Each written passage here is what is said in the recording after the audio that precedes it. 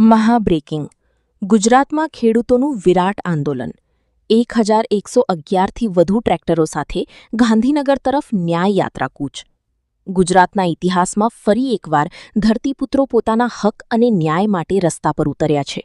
રાજ્યભરના ખેડૂતો પોતાની પડતર માંગણીઓને લઈને આરપારના મોડમાં જોવા મળી રહ્યા છે। વિવિધ જિલ્લાઓમાંથી ખેડૂતો હજારોની સંખ્યામાં પોતાના ટ્રેક્ટરો લઈને રાજ્યના પાટનગર ગાંધીનગર તરફ કૂચ કરી રહ્યા છે। તાજેતરના અહેવાલો મુજબ આ ઐતિહાસિક ટ્રેક્ટર યાત્રામાં 1111થી વધુ ટ્રેક્ટરો જોડાયા છે, જેના કારણે હાઇવે પર ખેડૂતોનો અભૂતપૂર્વ ઘોડાપૂર ઉમટ્યો હોય તેવા દ્રશ્યો સર્જાયા છે। ખેડૂત આગેવાનોના નેતૃત્વમાં શરૂ થયેલી આ ન્યાય યાત્રામાં સરકાર સામે મુખ્યત્વે નીચેના મુદ્દાઓ પર તાત્કાલિક ઉકેલ લાવવાની માંગ કરવામાં આવી રહી છે। જમીન અધિગ્રહણ અને વળતર, વિકાસ કાર્યો માટે લેવાતી જમીનનું યોગ્ય અને બજાર ભાવ મુજબ વળતર મળે। વીજ લાઇનોનું વળતર, ખેતરોમાંથી પસાર થતી હાઈટેન્શન વીજ લાઇનોના કારણે થતા નુકસાન સામે ન્યાયિક વળતરની માંગ। દેવા માફી, આર્થિક કટોકટીનો સામનો કરી રહેલા ધરતીપુત્રો માટે દેવા માફીની જાહેરાત કરવામાં આવે। પાકના યોગ્ય ભાવ એમએસપી, ખેત પેદાશોના પોષણક્ષમ ભાવ મળી રહી તેવી ચોક્કસ વ્યવસ્થા ઊભી થાય। પાક વીમો, કુદરતી આફતો સામે ખેડૂતોને સમયસર અને પૂરતો પાક વીમો ચૂકવવામાં આવે।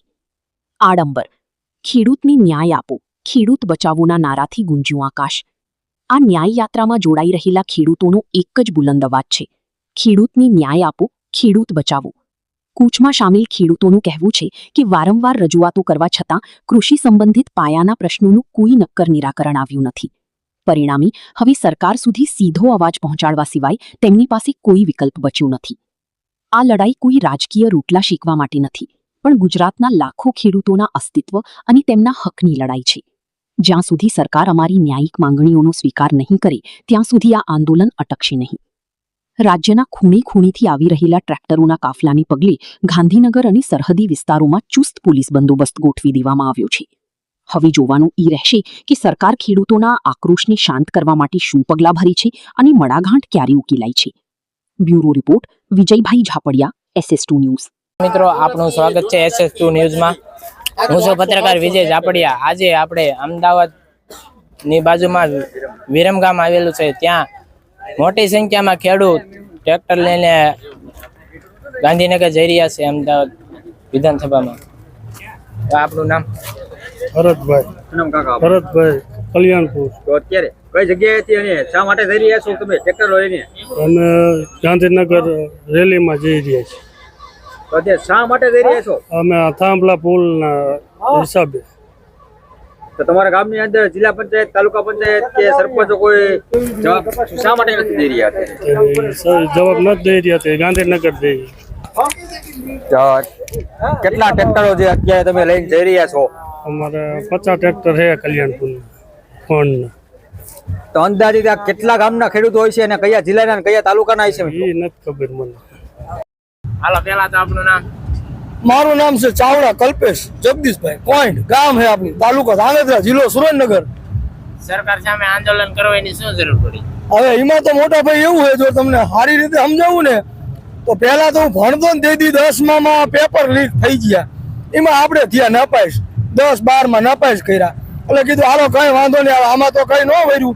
હવે આપણે ખેતી કરી, ખેતી કરવાનું ચાલુ કર્યું નથી, માન ખેતી ચડ્યો તો સીધો થાંભલો આવ્યો।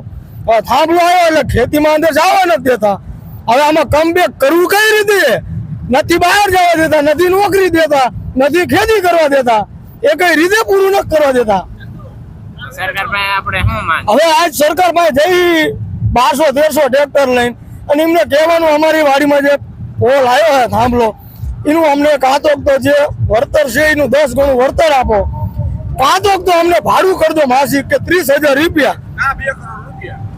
આવી અમારી માંગ આજે અમે લઈને જઈ બધા ખેડૂતની સહમતીથી।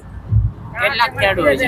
ખેડૂતો ઘણા છે, લગભગ 1200-1300 ટ્રેક્ટર છે, એટલે મિનિમમ 7-8-10,000 જેવા તો ખેડૂત હોય છે ટૂંકમાં। એક ટ્રેક્ટરમાં 10-15 ખેડૂત છે। રાજેશ વાધડિયા, ગામ વાંકડા, મોરબી તાલુકો, જિલ્લો મોરબી। મારું જેતપરથી 20 કિલોમીટર છેટું ગામ છે। આજે જેતપરની અંદર 10 દિવસ થયા આખું ગામ વીજ પોલ માટે જે અદાણી પાવરના જે વીજ પોલ નાખવામાં આવે છે એ વીજ પોલ માટે લડત લડી રહ્યા છે.